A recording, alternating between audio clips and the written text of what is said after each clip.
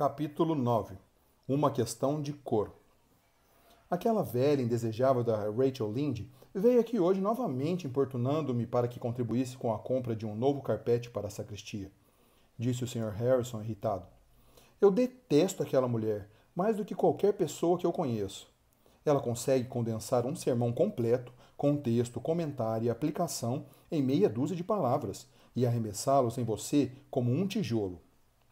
Anne, que estava sentada na beirada da varanda naquele cinzento entardecer de novembro, desfrutando do suave encanto do vento oeste, que soprava pelo campo recém-arado e assobiava uma singela melodia por entre os pinheiros retorcidos atrás do jardim, virou o rosto sonhador por cima do ombro.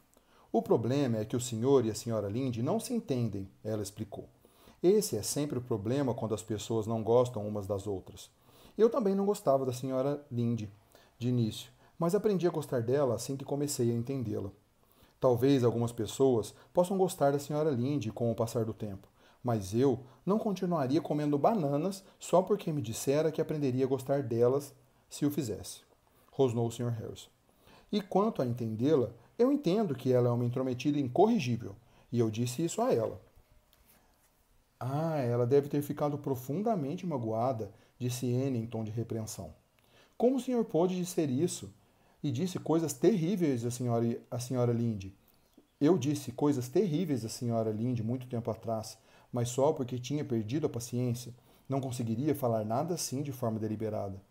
Eu disse a verdade, eu acredito que devemos dizer a verdade para todo mundo. Mas o senhor não disse toda a verdade, contestou Anne. Somente a parte desagradável da verdade. Ora, o senhor já me disse uma dúzia de vezes que meu cabelo é ruivo, mas nunca disse que eu tenho um nariz bonito. Atrevo-me a dizer que a senhorita não precisa que digam isso, riu-se o Sr. Harrison. Também sei que tenho cabelo ruivo, embora ele esteja bem mais escuro do que costumava ser. Então, não é necessário me dizer isso também. Muito bem, muito bem. Vou tentar não mencioná-lo de novo, já que você é muito sensível. Perdoe-me, senhorita Anne. Eu tenho o hábito de ser franco e as pessoas devem levar esse costume a sério. Mas é impossível ignorá-lo, e não creio que seja de alguma serventia dizer que é um hábito. O que o senhor iria pensar de alguém que andasse por aí espetando os outros com uma agulha e alfinetes, dizendo: perdoe-me, não dê importância a isso, é só um hábito que eu tenho. O senhor pensaria que era louco, não é? E quanto à senhora Lynde ser intrometida, talvez ela seja. Entretanto, o senhor também disse que ela é uma senhora que possui um coração muito generoso e que sempre ajuda os pobres. E que ela jamais proferiu uma palavra sequer quando Timothy Cotton furtou um pote de manteiga de sua leiteria e disse para a esposa que a havia comprado. E a senhora Cotton reclamou que a manteiga tinha gosto de nabo na outra vez que se encontraram, mas a senhora Lynde não apenas respondeu que lamentava o ocorrido. Presumo que tem algumas qualidades, reconheceu o Sr. Harrison de má vontade. A maioria das pessoas tem, eu mesmo tenho algumas que a senhorita nunca se suspeitaria. Mas, de qualquer maneira, não colocarei isso em discussão. Eu tenho a impressão de que as pessoas daqui estão sempre implorando por dinheiro. Como está indo o seu projeto de pintura do Salão de Avonlea? Ah, esplendidamente! Tivemos uma reunião da SMA na noite da última sexta-feira e descobrimos que arrecadamos dinheiro suficiente para pintar o salão e cobri-los com telhas de madeira também. A maioria das pessoas doou generosamente, Sr. Harrison. Anne era uma mocinha de alma muito bondosa, mas sabia destilar um pouco do veneno da ironia quando necessário. Qual foi a cor escolhida para a pintura? Decidimos por um belíssimo tom de verde. O telhado será vermelho escuro, é claro. O Sr. Roger Pye comprará a tinta na cidade hoje. E quem fará o trabalho?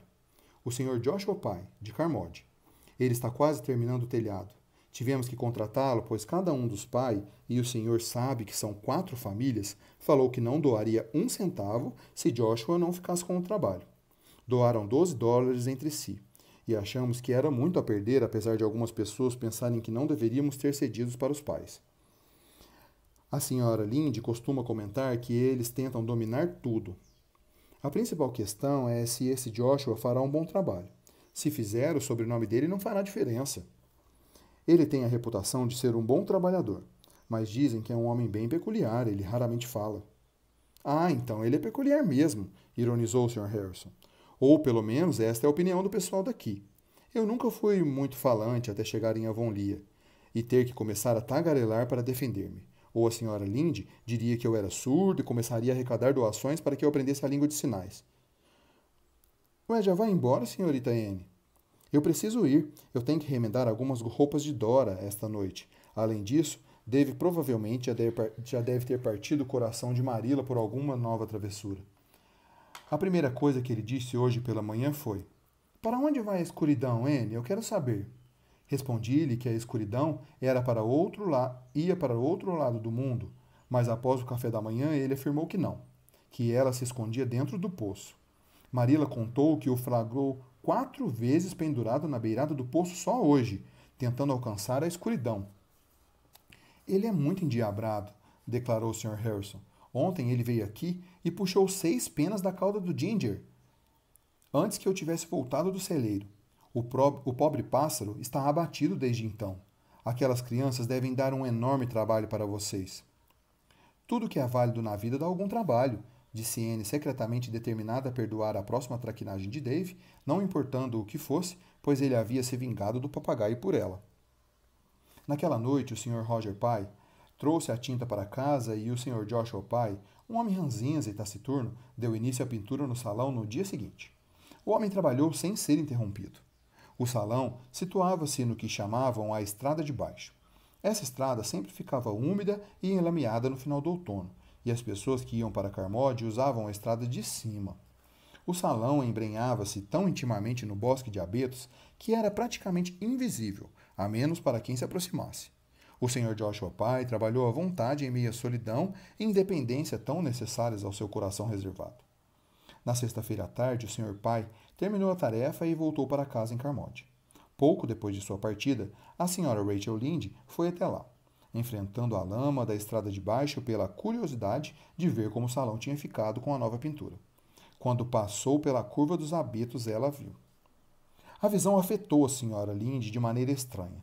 Ela largou as rédeas, ergueu as mãos e exclamou: Bendita providência! Com o olhar vidrado de quem não consegue acreditar nos próprios olhos. Então desatou a rir quase histericamente. Deve ser algum engano, só pode ser. Eu sabia que aqueles pais iam fazer uma bagunça. A Sra. Lynde parou pessoas na estrada para contar o que ocorrera com o salão a caminho de casa. A notícia se espalhou como um incêndio. Gilbert Blythe, que estava em casa debruçado sobre os livros, ouviu a notícia por um empregado de seu pai ao entardecer e correu ofegantemente até Green Gables, encontrando-se com Fred Wright no caminho. No portão do quintal, sobre o grande salgueiro desfolhado, os rapazes encontraram Diana Barry, Jenny Andrews e Anne Shirley, a verdadeira personificação do desespero. Não deve ser verdade, Anne! Exclamou Gilbert. É verdade, ela respondeu, parecendo a musa da tragédia. A Sra. Lynde veio me contar quando chegou de Carmody. Oh, é simplesmente pavoroso. Qual o objetivo de tentar melhorar qualquer coisa? O que é tão pavoroso? Exclamou Oliver Sloane, que chegava naquele momento carregando a chapeleira que trouxe da cidade para Marilla. Você não soube? Disse Jenny colérica. Bem, foi simplesmente isso. Joshua Pye pintou o salão de azul em vez de verde. Um azul escuro brilhante, a mesma tonalidade que usam para pintar carroças e carrinho de mão. E a Sra. Lynde falou que é a cor mais medonha que já se viu em um edifício, especialmente combinada com o telhado vermelho. Fiquei completamente chocada quando eu fiquei sabendo. É desolador depois de todo o trabalho que tivemos. Como um erro desse é possível? Lamentou Diana. Por fim, a culpa pelo desastre imperdoável recaiu sobre os Pye. Os melhoradores decidiram usar as tintas da marca Morton Harris, cujas latas eram numeradas conforme o mostruário de cores. O comprador escolhia a tonalidade desejada e fazia o pedido de acordo com a numeração correspondente. O número 147 era o tom de verde escolhido. E quando o Sr. Roger Pye avisou os melhoradores por intermédio de seu filho John Andrew, que estava indo para a cidade e compraria a tinta para eles, os jovens pediram ao rapaz que informasse ao pai para trazer o número 147. John Andrew sempre afirmou que tinha dito isso, mas o pai declarou tão veementemente quanto o filho que este lhe havia dito 157. E o assunto permanece em discussão até hoje. Naquela noite, o mais profundo desânimo reinou em cada lar de Avonlea, onde viviam alguns melhoradores. Em Green Gables, o pessimismo era tão intenso que até mesmo Dave se aquietou. Ele chorava inconsolavelmente.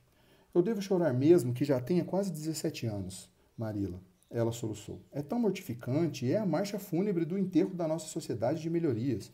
Nós seremos a piada da cidade. Entretanto, na vida, assim como nos sonhos, as coisas frequentemente acabam acontecendo ao contrário. Os habitantes de Avonlea não riram. Todos estavam muito irados. O dinheiro deles foram destinados à pintura do salão e, consequentemente, eles se sentiam amargamente ofendidos pelo engano. A indignação popular centrou-se nos Pye. Roger Pye e John Andrew haviam confundido tudo entre eles. E quando Joshua Pye, ele deveria ser um tonto de nascença para não suspeitar de algo errado, quando abriu as latas e viu a cor da tinta. Quando criticado, Joshua Pye replicou que a preferência das pessoas de Avonlea com relação às cores não era problema dele. Independentemente da própria opinião, ele tinha sido contratado para pintar o salão e não para discutir a cor, e estava decidido a receber pelo trabalho. Os melhoradores pagaram com espírito amargurado após consultarem o Sr. Peter Sloane, que era magistrado. Vocês terão de pagar, disse ele. Não podemos responsabilizá-lo pelo erro, uma vez que ele afirma que nunca lhe disseram qual cor deveria usar, que só lhe entregaram as latas e lhe deram o aval. Mas é um tremendo infortúnio, pois aquele salão está realmente horrível. Os azarados melhoradores esperavam que os habitantes de Avonlea demonstrassem mais preconceito do que nunca contra eles agora. Porém, em vez disso, a simpatia pública voltou-se em favor da sociedade. A população achava que o pequeno grupo, veementemente e entusiasta, que tinha trabalhado tão duro por seu objetivo, tinha sido ludibriado. A senhora Lynde aconselhou-os a continuarem a mostrarem aos Pye que realmente existem pessoas no mundo que conseguem fazer as coisas sem causar uma confusão. O Sr. Major Spencer mandou avisá-los que iria retirar todos os troncos ao longo da estrada em frente à sua fazenda e semear grama por conta própria. A senhora Irã Sloane foi até a escola um dia e chamou Anne misteriosamente no alpendre para dizer-lhe que se a sociedade quisesse fazer uma plantação de gerânios nos cruzamentos das estradas na primavera, eles não precisariam preocupar-se com sua vaca, pois ela mesma cuidaria para que o esfomeado animal fosse mantido longe dali. Até mesmo o Sr. Harrison riu da situação em particular, se é que ele é dado a essas coisas, e passou a demonstrar simpatia por eles. Esqueça isso, senhorita Anne.